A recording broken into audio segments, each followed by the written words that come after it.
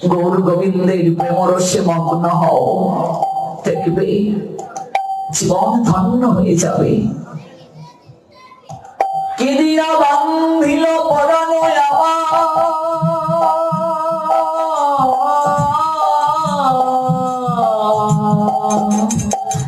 আমি ভাবিয়া কিছু নাহি পাই,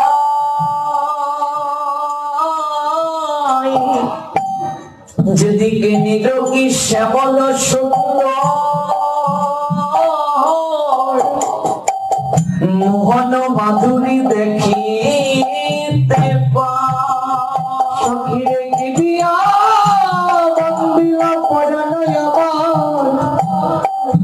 আমি ভাবিয়া নাহি পাই,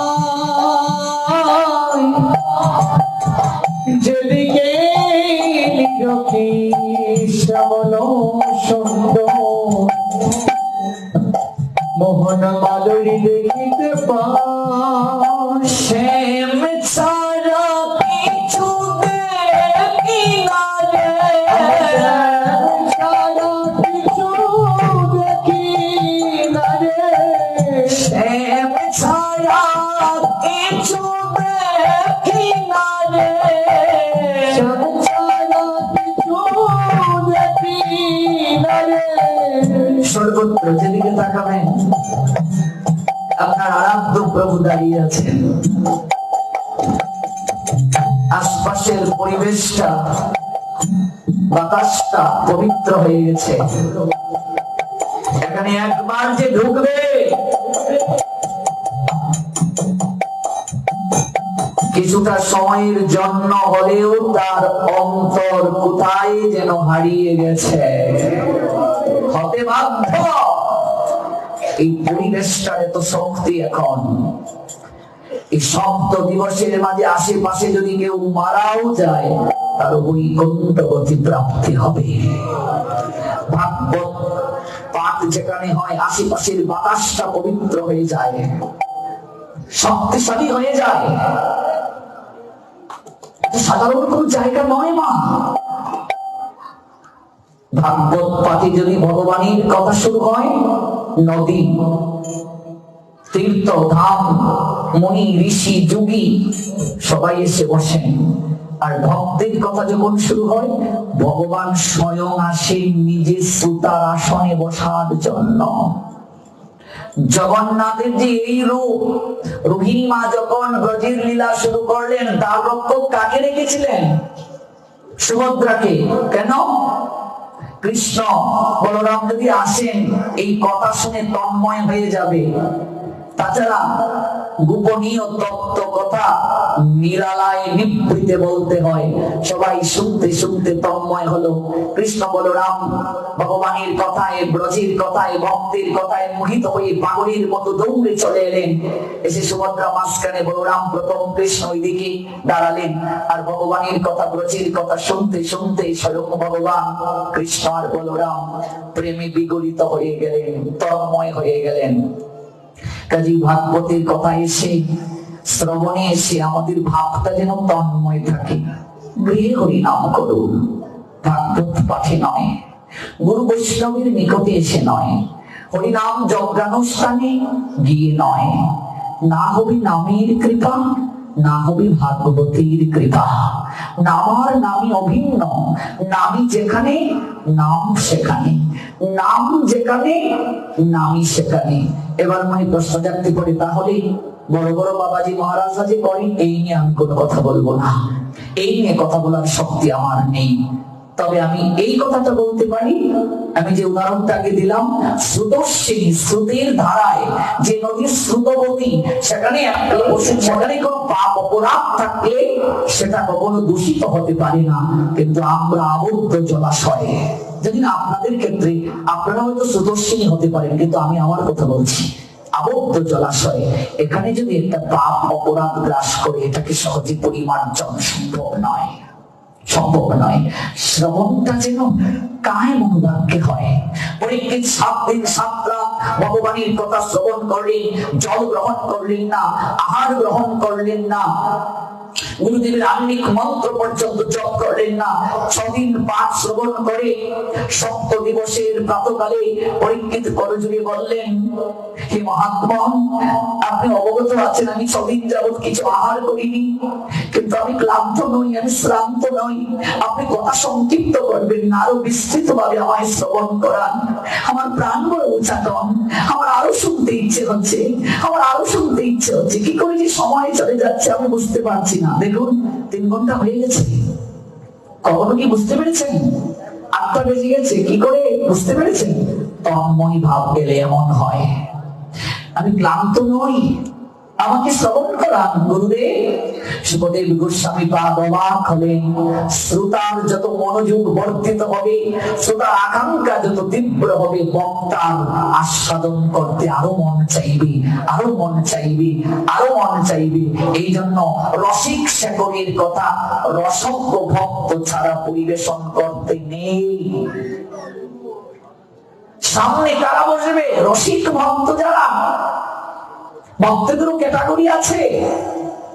রসিক ভক্তগণ সম্মুখে বসবে, নতুবা রসিক শেখরের কথায় বিভ্রান্তি সৃষ্টি হবে, অপরাধ হবে, শ্রদ্ধা নষ্ট হবে। শ্রদ্ধাবান মনুষ্যবচ শ্রীনওয়াথপিয়া নরহ সপি মুক্ত শোভান লোকান প্রাপ্তবা পুণ্যকর্মণাম। কেউ যদি শ্রদ্ধার সঙ্গে এই কথা শ্রবণ করে, সবিমুক্ত শোভান লোকান প্রাপ্তবা পুণ্যকর্মণাম, সে পুণ্য কর্মকারীদের ন্যায় অচিরেই দুঃখময় সংসার সাগর থেকে উদ্ধার হয়ে চলে যাবে। চৈতন্য চরিতামৃতে মধ্যলীলার 22 পরিচ্ছেদের 32 নম্বরে কবিরাজ গোস্বামী পাঠ করলেন, সাধু সঙ্গে কৃষ্ণ ভক্তি শ্রদ্ধা যদি হয়, ভক্তি ফল প্রেম হয়, সংসার যায় ক্ষয়। সংসারের কামনা বাসনা তখনই ক্ষয় হবে, নষ্ট হবে। আমরা এমন করে যখন শ্রবণ করতে পারবো। আজকে হরিবাসর তিথি, শ্রেষ্ঠ তিথি।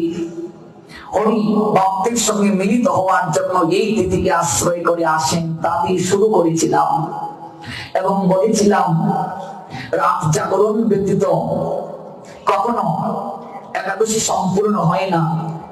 একাদশী স্বয়ং ভগবানের ললনা, মমতাময়ী ললনার রূপ। এই রূপ ভগবানকে ধারণ করতে হয়েছিল এক অসুরকে বধ করার জন্য। এই মুরা নামক অসুরের প্রসঙ্গ করতে গিয়ে মহাদেবের প্রসঙ্গে এলো। তারপর আমরা একটা অসুরের কথা জানলাম যে তুমি আমাকে এই বর দাও, আমি যার মাথায় হাত রাখবো সে যেন বর্ষ হয়ে যায়। মনে আছে তো? এবার আবার ফিরে এলাম পূর্ব প্রসঙ্গে। অসুর এবার মহাদেবকে বলছে, তুমি যে আমায় বর দিলে, বরটা ঠিক আছে কিনা একটু পরীক্ষা করে দেখি। যার দিকে তাকাবো, যার মাথায় হাত রাখবো সে বর্ষ হয়ে যাবে। আমি তোমার মাথায় হাত রেখে দেখতে চাই বর ঠিক আছে কিনা। এবার মহাদেব দৌড়াতে শুরু করছেন। ভগবান বললেন, এমনও বর দেয়া যায়? ভগবান তখন মোহিনী রূপ ধারণ করে এসে বললেন, অসুর দৌড়াচ্ছ কেন? বলছে, তুমি আমায় মোহিত করার চেষ্টা করিও না। ওই মহাদেব আমায় বর দিয়েছেন, যার মাথায় হাত রাখবো সে বর্ষ হবে। বললাম, তোমার মাথায় হাত রেখে দেখি ঠিক আছে কিনা। ও দৌড়াচ্ছে, তার মানে নিশ্চয় বলদ আছে। এবার ভগবান মোহিনী রূপ ধারণ করে বলছেন, বোকা কোথাকার, আমি জানতাম তুমি বুদ্ধি। আমি বোকা কি করি? আরে বোকা, বর ঠিক আছে কিনা, বড় কার্য প্রসূত হচ্ছে কিনা, এটা জানার জন্য মহাদেবের পিছনে দৌড়াতে হয়। মহাদেবের মাথায় হাত রেখে দেখতে হয়। তুমি তোমার মাথাতে হাত রেখে দেখতে পারো বর ঠিক আছে কিনা। দেখো, মোহিনীকে রমণী একটা নারী, নারীর মাঝে এই মোহন করার শক্তি আছে। একবার যদি কোনো পুরুষ ওই শক্তিতে ডুবে যায়, কোনদিন তার ভজন হয় না, সাধন হয় না। যে নিজের মাথায় হাত রাখলো বলো হরি, আর সেই মহাদেবের আরাধনা করলো আরেক অসুর যার নাম মুরা। ওই মুরা স্বর্গ মর্ত পাতালকে জয় করে দেবতাদেরকে বিতাড়িত করলো। মহাদেব বর দিলেন তার মৃত্যু হবে না পুরুষের দ্বারা। তাই দেবতারা ভগবানের কাছে প্রার্থনা করলেন। ভগবান নিজে এলেন মুরাকে মারতে, ভগবান শ্রীহরি। কিন্তু তিনি জানেন পুরুষের হাতে তার মৃত্যু হবে না, তাই তার শরীর থেকে এক অপূর্ব সুন্দরী রমণীর সৃষ্টি হয়, আবির্ভাব হয়। এই অপূর্ব সুন্দরী রমণী মুরা নামক অসুরকে বধ করলেন। ওই ভগবানের এই মমতাময়ী করুণাময়ী মাতৃ তথা ললনা রূপী হলো একাদশী। বুঝলেন? ওই একাদশী এটা হচ্ছে একটা তত্ত্ব।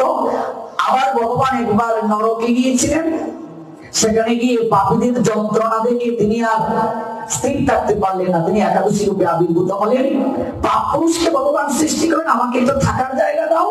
তখন পঞ্চরবি শস্য ধান, গম, ভুট্টা, জব, তেল, ধান, গম, ভুট্টা, জব, তেল, এই 5 জাতীয় রবি শস্যের মাঝে পাপ পুরুষকে থাকতে দিলেন। একাদশীর দিন এগুলো যারা গ্রহণ করবে, প্রত্যেক গ্রাসে গ্রাসে তারা পাপকে গ্রহণ করবে। মনে রাখবে মহাপ্রভুর নিজের মুখের কথা, শ্রী নাম ভজন আর একাদশী ব্রত এক তত্ত্ব, নিত্য জানি হও তাতে রত। নাম ভগবান আর একাদশী অভিন্ন, আলাদা পার্থক্য নাই। এই জন্য একাদশী পালন করা মানে ভগবানের সঙ্গে থাকা। এটা তো আমরা জানলাম লীলাগত দিক থেকে, কিন্তু বিজ্ঞান কি বলেছে উপবাস নিয়ে? জ্যোতিষীরা কি বলেছেন, দার্শনিকরা কি বলেছেন, এই তত্ত্বটা আগামীকাল আপনাদেরকে জানাবো। বিজ্ঞান কি বলেছেন উপবাস নিয়ে? মহাপ্রভু তার মাকে পর্যন্ত ছাড় দেননি। একদিন মাতৃপদে করিয়া প্রণাম, প্রভু করিয়ে মাতা বলে দেখো একদান, মাতা বলে তাই দেবো যা তুমি মাগিবা, প্রভু করে একাদশী দিন অন্ন না খাইবা। তো সচিমা যার গর্ভে ভগবান এলেন, তিনি কি জানেন না একাদশীর গুরুত্ব? কিন্তু ভগবান মাকে দিয়ে জগৎকে শিক্ষা দিলেন, আমার মা একাদশী ব্রত করছেন না, আমি তাকে ছাড় দেই নাই, তোমাদেরকে দেব। সব পাপের একটা প্রায়শ্চিত্তের বিধান আছে। একাদশীতে যারা অন্ন গ্রহণ করবে, এই পাপের ক্ষমা নাই, ক্ষমা নাই, ক্ষমা নাই। 8 বছর বয়স হয়ে গেলেই একাদশী ব্রত শুরু করতে হয়, 80 বছর বয়স পর্যন্ত। যারা অসমর্থ, অপারগ, বয়স হয়ে গেছে, রোগী সুখে আক্রান্ত, তারা ফলমূলাদি সবজি পেয়ে, ঔষধ পেয়ে একাদশী করতে পারবে। কিন্তু অনুকল্প একেবারে কম। একাদশীর যথাযথ কৃপা কিছু পেয়ে করলে, জল ছাড়া আর কোনো কিছু পেয়ে একাদশী করলে একাদশীর কোনো কৃপা পাওয়া যায় না, খেয়ে দিয়ে উপবাস হয় না। তবে আপনি আগেরকার দিনে পড়াশোনা করেছেন, stand, star, first division, second division, third division, তারপর কি ফেল। থার্ড ডিভিশন যারা পায় ওরা কি চাকরির পরীক্ষায় অ্যাটেন্ড করতে পারে? আপনি ফলমূল, জল, সবজিকে একাদশী করেন, একাদশী হবে, আপনি থার্ড ডিভিশন পেয়েছেন, আপনার কোনো রেজাল্ট হবে না, 0। চাকরির পরীক্ষায় কোনো রেজাল্ট নাই, আপনি 0 পেয়েছেন। সনাতন গোস্বামী পাদ ডিরেক্ট জানিয়ে দিলেন, জল ব্যতীত আর কোনো কিছু পেয়ে যদি কেউ একাদশী করে, একাদশী হবে, কিন্তু একাদশীর রেজাল্ট 0। এই যে ধাম পরিক্রমা করে এলাম, এখন পর্যন্ত কিছু আহার করিনি, 3 ঘন্টা লেকচার দিচ্ছি, ক্লান্ত মনে হচ্ছে? তারপর আবার নাচবো 40 মিনিট, তারপর আবার 1টা থেকে গৌর গোপীনাথ মন্দির আবার পাঠ দেব, ক্লান্ত মনে হচ্ছে? সাধনাই মানুষকে শক্তিশালী করে। শরীর হচ্ছে মহাশয়, যাহা সহ তাই সয়। আমাদের প্রত্যেকটা পোলাপান এভাবে করে, আমাদের গুরুদেবের একবার ডিরেক্ট নির্দেশ, তার কাছ থেকে দীক্ষা পেতে গেলে নির্জলা ব্রত করতে হবে, রাত জাগরণ করতে হবে, নইলে তিনি দীক্ষা দেন না। অনেক কঠোর আমাদের গুরুদেবের কাছ থেকে দীক্ষা নেয়া। এবং যদি কেউ এইভাবে করতে পারে, আমি গতকালও বলেছিলাম, আপনি একেবারে করুন তা নয়, অভ্যাস করুন, দুপুর 12টা পর্যন্ত থাকার চেষ্টা করুন, পরের একাদশীতে 1টা পর্যন্ত, শরীর খারাপ লাগছে খেয়ে নিন, পরের একাদশীতে সন্ধ্যা 6টা পর্যন্ত, শরীর খারাপ লাগছে খেয়ে নিন। আমি বলছি না যে আমার কথা শুনে আপনি আজই একেবারে না খেয়ে থাকুন, তারপর আপনাকে বলো হরি হরি বল বলে কাঁধে চড়িয়ে নিয়ে যেতে হবে, আর তারপর পরিবার থেকে আমার উপরে আসবে, চাপ আসবে। আমি বলছি না আপনি আজই করুন, আমি কেবল বলছি আপনি অভ্যাস যুগ অবলম্বন করুন। শরীর হচ্ছে মহাশয়, যা সয় তাই সয়। অনুকল্প, যারা অপারক তারা অনুকল্প পাবে। অনু মানে কি? বিজ্ঞানের স্টুডেন্ট, অনু মানে কি? অনু মানে কি? সেমান চালের পায়েস, বড় বড় সাবু দিয়ে, বাদাম দিয়ে সবজি, অনুকল্প। অনুকল্প মানে কি? 3 বেলা 4 বেলা ফল, জলেরও পরিমাণ আছে। এজন্য একাদশী সকল ব্রতের রাজা।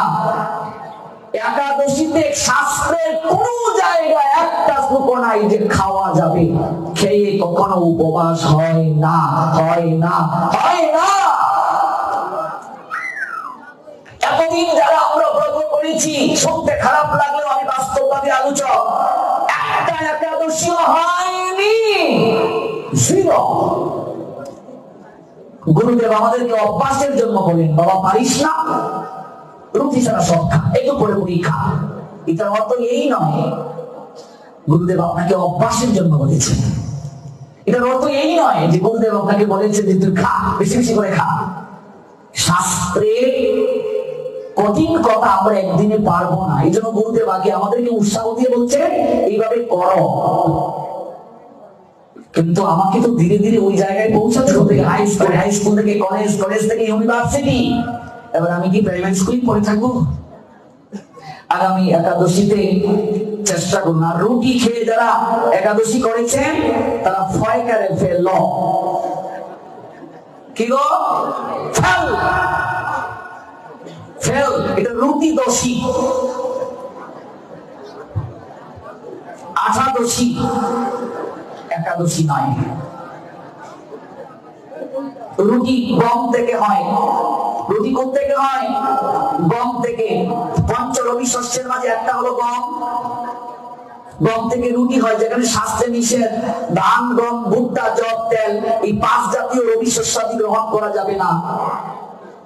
তাহলে আমি যে রুটি গ্রহণ করছি, আমি ভগবানের আইন মানছি কি মানছি না?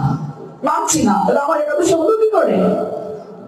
এবার আমার গুরুদেব যদি বলেন রুটি খাও, বুঝতে হবে এই গুরুদেবের মাঝেও ভেজাল আছে, তিনি ভগবানের আইন মানছেন না।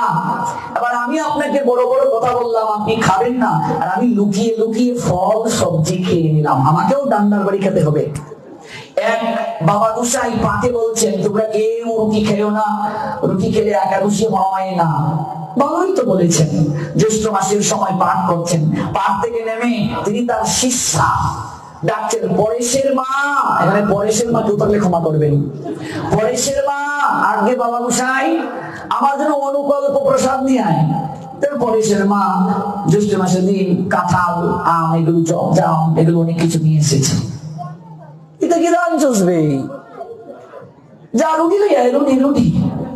বাবা গোসাই আপনি না ফাটে বলছেন রুটি খেলে একাদশী হয় না।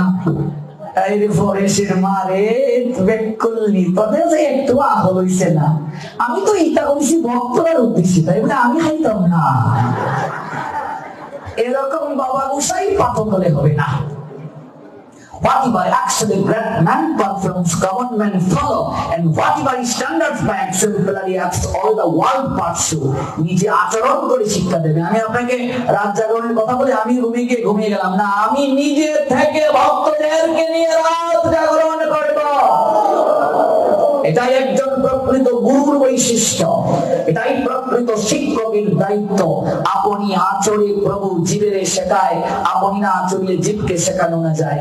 এবার দেখবে রাগ করে স্বামীর সঙ্গে একই বিছানায় ঘুমিয়েছে, একজন এইদিকে একজন এইদিকে, কোনো কথা নাই, চোখেও ঘুম নাই, না খেয়েও আছে। এর সময় গ্যাস্ট্রিকও নেই, না খেয়ে থাকাও যায় না। যে মা একাদশীতে একটু থাকো না রাত জাগরণ, বাবারে আমার শরীর কি খারাপ, আজ দেখবো কজন ভগবানকে ভালোবাসো, রাত জাগরণে কজন থাকো। আর গার্লফ্রেন্ড বয়ফ্রেন্ড একজনের সঙ্গে রাগ করে 2 দিন 3 দিন না খেয়ে আছে, যদি বলি একটু উপবাস করো ভগবানের জন্য, বলবে না খেয়ে থাকলেই যদি ভগবানকে পাওয়া যেত, গরিব কাঙ্গালরাই ভগবানকে পেত, ওরা তো না খেয়েই থাকে। ওই রাজনৈতিক দাবি দেওয়া আদায়ে যারা আমরণ অনশন করে, ওরাই ভগবানকে পেত। না খেয়ে থাকলে অনাহার, না খেয়ে থাকলেই ভগবান পাওয়া যায় না, না খেয়ে ভগবানের গুণগান করতে হবে। আবার না খেয়ে যদি তুমি সিরিয়াল দেখো হবে না, তুমি উপবাস করে স্বামী স্ত্রী ঝগড়া শুরু করে দিলে হবে না, ভগবানের গুণ কীর্তন করতে হবে।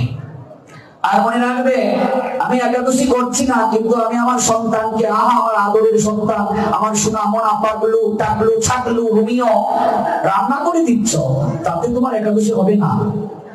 স্বামীর জন্য রান্না করে দিচ্ছ, একাদশী হবে না। একটা দিন ব্যাংক বন্ধ করে দেবে, কি করবে? মায়েদেরকে বলছি ব্যাংক বন্ধ করবে। কোন ব্যাংক? সত্যি সত্যি যদি বন্ধ করে দাও, এই পক্ষ থেকে এমন আমার উপরে আসবে যে তুই কি এসেছিস ঝগড়া করার জন্য। একটা গল্প বলি। আমি তখন অনেক ছোট, 8 বছর আগের কথা। এক জায়গায় পার্টি গেছি, হাই স্কুলের হেডমাস্টার তিনি তার ওয়াইফকে কল দিলেন, এই তোমার স্কুলের পাশে হরিকথা হচ্ছে। মধ্যাহ্নকালীন সময় বৈষ্ণব সময় হরিকথা ছিল। একটা ছোট্ট ছেলে পাঠ করছে, এত ভালো লাগছে, তুমি আসো, তাড়াতাড়ি এসো। এবার তার স্ত্রী ও প্রাইমারি স্কুলের মাস্টার উনি এলেন, রামকৃষ্ণ মিশনের দীক্ষিত, আমার এখনো মনে আছে। তা আমি এমনিতে একাদশীর প্রসঙ্গ এলো, মজার ছলে বললাম, মায়েরা একাদশীর দিনে ব্যাংক বন্ধ করে দেবে, যদি খেতে হয় স্বামীকে বলবে হোটেলে গিয়ে খাও, রান্না করতে পারবো না, সবাই মিলে একটা দিন ভজন করবো, হরিভজন, আর তুমি আবার রান্না করার কথা বলছো। একাদশীর তত্ত্ব শুনে মা কাঁদতে কাঁদতে আমার কাছ থেকে ভিজিটিং কার্ড নিল আর বললো, বাবা রে আর মাত্র 5 বছর আছে আমার অবসরের সময়, বাবা রে জীবনে একটা একাদশী হলো না, করলাম না, আমার কি করতে হবে। এবার বাড়িতে গিয়ে একাদশীর দিন স্বামী বলছে, কি গো কি খাবো, বলছে ব্যাংক বন্ধ। আমি কি করে জানলাম, আমাকে কল দিয়েছে এই মাসিমা, বলছে বাবা রাহুল ব্যাংক বন্ধ করে দিয়েছি। কত লোক আসে যায়, আমি কি আর মনে রাখি। আমি বললাম, কে গো মা, কোন ব্যাংক? ওইখানে তুমি যে পাঁচে বললে একাদশী দিন ব্যাংক বন্ধ করে দিতে, আমি সেই মাসি, রামকৃষ্ণ মিশনের দীক্ষিত, ভিজিটিং কার্ড নিয়েছি, তোমার মেসোকে বলেছি যাও খাবার খেতে হলে হোটেলে গিয়ে খাও। ও মা, এই কি ব্যাপার, ব্যাংক বন্ধ হলো, পরের একাদশীতেও ব্যাংক বন্ধ, হোটেলে গিয়ে খেলো। এবার উনি ঝগড়া শুরু করেছে, কেন যে তোমারে রাউলিয়ার ফাটনি, ইসলাম সিলটি ভাষায় ইতার ফাটনি এগু আমার সংসার হইবে বলতে কেইছে মান করত মাইরা নেউরা ফুলা, আমার সংসার হইয়া লাইছে, আমি কি হোটেলও খাওয়ান লাগে, এই ফুয়ারে জিগাটা পাইবো ঠ্যাং বাঁধবো আমি। বাবা তোমার মেসু তো তোমার শ্রদ্ধ করতেছে। আমি বলছি, হ্যাঁ করুক, তুমি উপযুক্ত স্ত্রী, ব্যাংক বন্ধ করে দিয়েছো, ভালো। এবার 3 দিন যখন ব্যাংক বন্ধ হলো, 3 একাদশীতে, পাশেই তো শহরের বাসা, হোটেলে গেল। হোটেলের লোক বলছে, ও দাদা ব্যাপারটা কি, আপনি কি 15 দিন পর পরই বৌদির সঙ্গে ঝগড়া করেন নাকি, আর তো খেতে আসেন না। এবার বলছে, ওরে আমি হোটেলে খাবো না। বলছে কেন? বলছে যে লজ্জা পেয়েছে, যে আমায় রুটি করে দে, রুটি করে দে। এবার আমাকে বলতে বলছে, বাবা তোমার মেসু রুটি খেতে চাইছে। আমি বলছি, বাহ ভালো, অবশ্য পদে আসতেছে, রুটি খেলে তো হয় না, এরপরে দাও রুটি করে দাও। এবার রুটি রুটি খেয়ে কয়েক একাদশী করলো। এবার বলে, তুই কিছুই খাস না, প্রথম পাঠ শুনেই নির্জলা করে ফেলেছিস, দেখি তো পরের দিন তুই স্কুলেও যাস, আবার রাহুল কৃষ্ণ বলে না, রাহুলিয়ার পাঠ আবার অনলাইনে সেটা জাগরণ করো, সব তো ঠিকঠাকই আছে, তুমি যেহেতু পারো আমিও পারবো, কেন পারবো না, জিদে কথা বলে পারবো, আমি সব মাসিমা আমার জানায়, আমি ফল খেয়ে থাকবো। দুপুর পর্যন্ত দেখে বলছে, আগুন চলছে, আগুন আগুন আগুন আগুন চলছে। শুক্রবার ছিল তাই তো স্কুল নেই, একাদশী পড়ে গেছে, ভাগ্যে ভালো। আগুন চলছে, আগুন, আমায় তাড়াতাড়ি সবজি করে দিই। এবার ফলমূল সবজি সব পেলো। রাত্রে একদিন বলছে, তুমি কিছুই পাও না, তুমি আমায় রান্না করে দাও, এবার স্কুলেও যাও, বিষয়টা কেমন লাগে, আমি টিফিন বক্সে করে নিই। আচ্ছা আমিও চেষ্টা করি, দেখি পারি কিনা তোমার মতো। এবার 1, 2, 3টা একাদশী ধীরে ধীরে উনি নির্জলা করে। আরেকদিন বলছে, চলো 1 মাসের বেতন দিয়ে রাহুল কৃষ্ণ প্রভুকে দিয়ে একটা পাঠ দিয়ে দেই।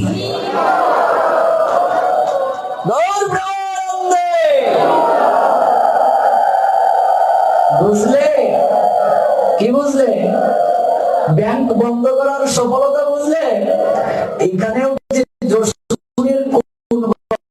আমার শ্রাদ্ধ করে এমন কার্য করো। তবে হ্যাঁ, যদি এই কার্য করতে পারো, তুমি উপযুক্ত সহধর্মিনী, মাসের মাঝে 2টা দিন না খেয়ে ঈশ্বর ভজন করবো, পরিবারের সবাইকে নিয়ে ধার্মিক মুসলমানদের দিকে তাকাও, রান্না বান্না বন্ধ, একসঙ্গে রোজা পালন করে তারা। আমাদের অঞ্চলগুলোতে দোকান পর্যন্ত খুলতে দেয় না। মাসের মাঝে 2টা দিন না খেয়ে প্রায়শ্চিত্ত করবো, সবাইকে নিয়ে হরিভজন করব। যদি মাসের মাঝে 2টা দিনও আমাকে খেতে হয়, আমার মতো দুর্ভাগ্যের অধিকারী জগতে আর কেউ না। কি জবাব দেবে শেষের দিনে ভগবানের কাছে? সংসারী মানুষ মাসে 2টা দিন না খেয়ে ঈশ্বর আরাধনা করবে, প্রায়শ্চিত্ত করবে। expiation, what means Ekadashi? Ekadashi means expiation. Dedicate your earliest dignity on power supreme being Krishna. It is extreme admiring. এটা একটা আত্মনিবেদনের ব্রত, এর থেকে শ্রেষ্ঠ কিছু হতে পারে না। একাদশী মানে একাদশ ইন্দ্রিয়কে সংযম। কালকে তত্ত্ব বলবো, আজকে তো লীলা বললাম, একাদশী তত্ত্ব বলবো কালকে। এটা একাদশ ইন্দ্রিয়কে সংযম। দেখবে এই ব্রত সম্পর্কে যখন ঠিকভাবে জানবে তখন বুঝবে এতদিন অনেক কিছুই ঠিক মতো করতে পারি। একটা ব্রত ঠিক মতো করো। যারা অসমর্থ পাঠ অন্তে অনুকল্প রূপে তো আছেই, ফলমূল জল পাও, পরের একাদশীতে চেষ্টা করো দুপুর 12টা পর্যন্ত পারি কিনা, 1টা পর্যন্ত পারি কিনা, 3টা পর্যন্ত পারি কিনা, সন্ধ্যা আরতি করে খাবো, শরীর খারাপ লাগলে খেয়ে নাও ফলমূল জল সবজি। একটা শরবত বানানোর নিয়ম বলে যাচ্ছি, এটা অভ্যাসের জন্য। তারপর ধীরে ধীরে ওই শরবতটাও বাদ দেবে, শুধু জল খেয়ে ব্রত করবে। জল খেয়ে করে যখন অভ্যাস হয়ে যাবে তখন না খেয়ে করবে নির্জলা। শরবতের নিয়ম মনে মনে একেবারে ভিতরে নিয়ে যাও। সম পরিমাণ জলে, 1 লিটার জলে 4 থেকে 5টা গোলমরিচ, গোলমরিচ চিনো না? কালো কালো গোলমরিচটা, এটাকে ফাঁকি করে দেবে। 1 মুষ্টি, সবচেয়ে ভালো তোমাদের এখানে খেজুরের গুড় অরিজিনাল আছে, এটা দিয়ে দাও। অরিজিনাল নেই? মিষ্টি দিলে ভালো, তাল মিষ্টি অরিজিনাল পাওয়া যায় না, দিয়ে দাও। একটু লবণ দিয়ে দাও। অনেকে বলবে কাঁচা লবণ না সন্দক লবণ, দুটোই এক। লবণ খেয়ে ব্রত করা, ফলমূলের মাঝেও লবণ আছে, সকল কিছুতে আছে সমান। অভ্যাসের জন্য বলছি, তারপর এটাও ছাড়বে। একটু লবণ দেবে, তারপর একটু দেবে লেবুর রস। লেবুতে থাকে সাইট্রিক অ্যাসিড, বেশি দেবে না, তাহলে অ্যাসিডিটি হওয়ার সম্ভাবনা আছে, বিষে বিষ ক্ষয় হয়, মনে রাখবে। তারপর দেবে একটু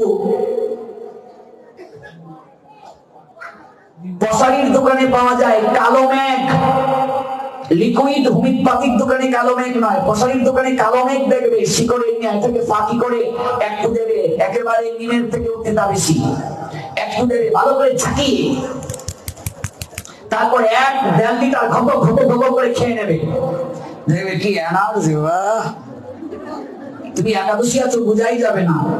একটু পর পর এই স্যালাইন ওয়াটারটা খেতে শুরু করো। আগামী একাদশীতে অভ্যাস করবে। আর আগামী একাদশীতে অন্তত রুটি যারা খেয়ে এখানে করে, জানি না আছে কিনা, 1-2 জন তো আছে, তবে ওরা রুটি খাইতে পারতো না। কেন? রুটিটা যখন নিব তখনই আমার মুখের ছবি সামনে বাইসে উঠবো। রুটিটা নিছো খাইতো, থাক রে, খাওয়ান লাগতো না। যদি একাদশী হয় না এত কষ্ট কইরা, রুটি খেলে কি ভাতের মতো শক্তি আমরা বাঙালিরা পাই? আমরা তো ভাত খেয়ে অভ্যাস, রুটি খাইলেও তো একটু না একটু কষ্ট হচ্ছে। কিন্তু যদি ব্রতের কৃপাই না পাওয়া যায় তাহলে এটা খেয়ে হবে কি? মাসি বলো, পিসি বলো, মায়ের সমান না। সিরা বলো, মুড়ি বলো, ভাতের সমান না। আচ্ছা, ভারতের অনেক প্রদেশ আছে যাদের প্রধান খাবার রুটি, আছে কি নেই? ওরা যদি একাদশীর দিন ভাত খায়, ওদের একাদশী হবে? আমরা বাঙালি, আমাদের প্রধান খাবার ভাত, আমরা ভাত বাদ দিয়ে রুটি খাই, আমাদের একাদশী হয় কি করে? মেক্সিকোর প্রধান খাদ্য ভুট্টা, মেক্সিকোতে গেলে দেখবে ওরা যদি ভুট্টা বাদ দিয়ে ভাত খায় একাদশীর দিন, ওদের একাদশী হবে? তাহলে তোমার হয় কি করে? আর ফলমূল জল সবজি যারা আগামী একাদশীতে খাইবো, একবার হইলো আমার কথা মনে হইব।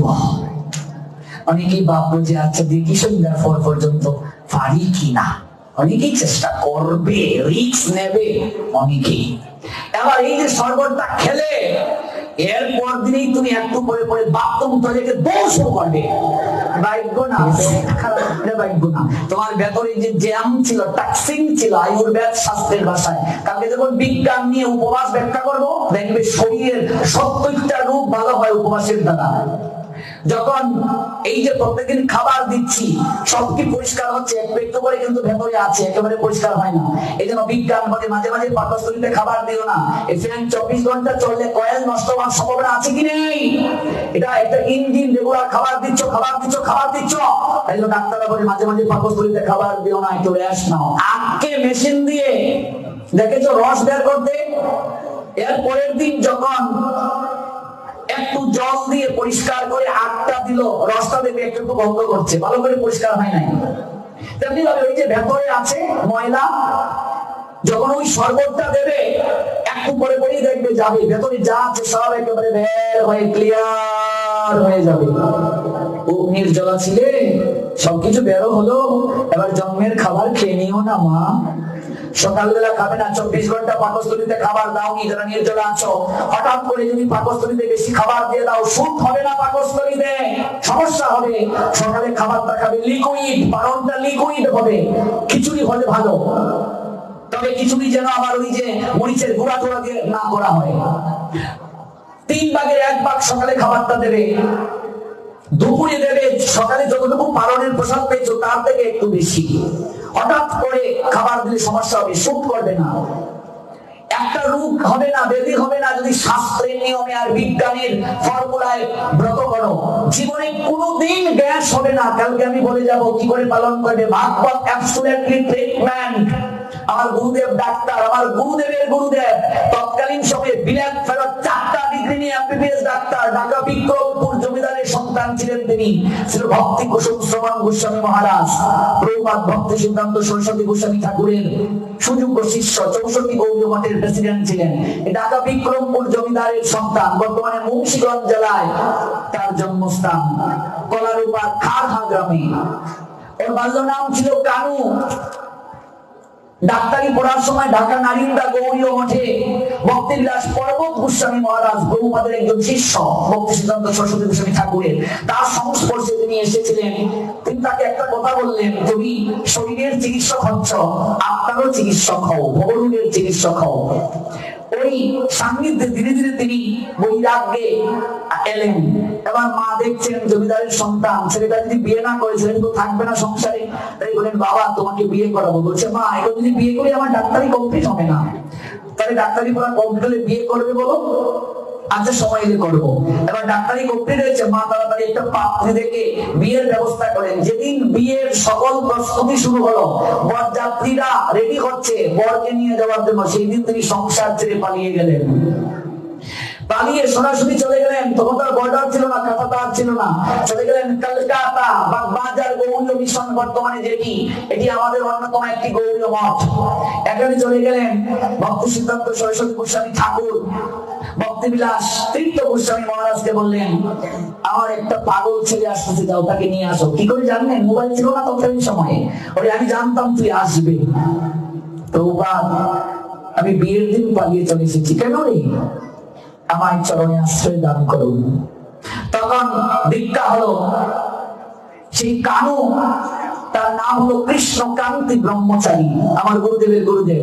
তখন বললেন যে মায়াপুরে যা, চৈতন্য মঠ মাসির বাড়ি যেটা, সেখানে গিয়ে চিকিৎসা শুরু করো। একসঙ্গে ভবরোগের চিকিৎসা, ভাগবত পাঠ আর দেহের চিকিৎসা। এই প্রভুপাদ দেহ রাখার পরে তিনি ভক্তিবিলাস তীর্থ গোস্বামী মহারাজের কাছ থেকে সন্ন্যাস মন্ত্রে দীক্ষিত হন। তখন কৃষ্ণকান্তি ব্রহ্মচারীর নাম হয়েছিল ভক্তি কুসুম শ্রবণ গোস্বামী মহারাজ। তিনি জমিদারের সন্তান ছিলেন। এই দেখুন আমি আপনাদের ছবিটা দেখাচ্ছি। এই যে আমার পরম গুরু, গুরুদেবের গুরুদেব 87 বছর জগতে প্রকট ছিলেন। দেহ রাখার আগের দিনও নির্জলা একাদশী ব্রত পালন করেছিলেন। তিনি আবির্ভূত হয়েছিলেন গোবর্ধন পূজার দিন, অন্নকূট মহোৎসবের দিন, আর দেহ রাখলেন মুক্তদা একাদশী তিথিতে। 18 অধ্যায় গীতা পাঠ শেষ করে জয়ন্তীতে ভক্তদেরকে ডেকে বলেন, ওরে আমার তো যাওয়ার সময় হয়েছে, আমি আবার যাই। তখন নির্জলা ব্রত পালন করে তিনি মুক্তদা একাদশীতে দেহ রাখলেন। মানুষ চেনা যায় মরণে, ভগবান চেনা যায় চরণে। আমার পরম গুরু, আমার গুরুদেবকে ডেকে বলেছিলেন, নির্জলা একাদশী ব্রতটা পালন করবে সকল সাধনার মূল। প্রত্যেকটা একাদশী নির্জলা করে রাত জাগরণ যারা করে, গোপীদের সঙ্গে তারা রাসলীলায় অংশগ্রহণের সুযোগ প্রাপ্ত হয়। নারদকে উদ্দেশ্য করে ভগবান বললেন, আমার গুরুদেব গুরুবাক্যকে শিরোধার্য করে, আমার গুরুদেব একজন ডাক্তার, 70 বছর তার বয়স, 70 প্লাস, কিন্তু দেখলে মনে হবে যেন 40। আমি আপনাদের দেখাচ্ছি, এই দেখুন আমার গুরুদেব 70 প্লাস বয়স, বুঝা যায়। এত প্রাণায়াম করেন তিনি। প্রাণায়ামের মাধ্যমে কি করে শরীরকে সুস্থ রাখা যায়? আমার সেই গুরুদেব আমাকে, আমি যখন দীক্ষা নিয়েছিলাম আমাকে বলেছিলেন, আমার গুরুদেব আমাকে একটা আদেশ দিয়েছিল, রে বাবা, আর আমি তোকে আদেশটা দিচ্ছি, নির্জলা ব্রত পালন করবি, একাদশী আর জগতে প্রচার করবি। ওই গুরুদেবের এই আদেশটা আপনাদের কাছে তুলে ধরলাম, আমার ব্যক্তিগত অভিজ্ঞতা নয়। আর গুরুদেব যে আদেশটা আমায় দিলেন, এটা হলেন শ্রীমান মহাপ্রভু তথা সর্বস্বামী পাদের আদেশ, শাস্ত্রের আদেশ, ভগবানের আদেশ। আপনি কয়েকটা নির্জলা একাদশী ব্রত পালন করে রাত জাগরণ করবেন, আপনি ভগবানের যে কতটা কাছে চলে যাবেন, আপনি অনেক কিছু পাবেন। এমনকি অনেক নিজের ভজনের কথা বলা উচিত নয়, এমনও হতে পারে আপনি ভগবানের কোনো একটা রূপ দর্শন করতে পারেন। এটা আমার অভিজ্ঞতা থেকে আপনাদের বলছি, জীবন ধন্য হয়ে যাবে। সবিনয় অনুরোধ, আপনারা এইভাবে পালন করুন। আর নৃত্যে অংশ নেবেন, নৃত্যের পর 1-1.5 ঘন্টা সময় বিশ্রাম আছে সবার, তারপর আবার আপনাদেরকে গৌর গোপীনাথ মন্দিরে বিনম্র আমন্ত্রণ, আমাদের সঙ্গে রাত জাগরণ 4টা পর্যন্ত, রাশি কীর্তন হবে। আর অনলাইনে অনেক ভক্ত রাত জাগরণে অংশ নেন আমাদের সঙ্গে, আমরা সাক্ষাৎকার নেব।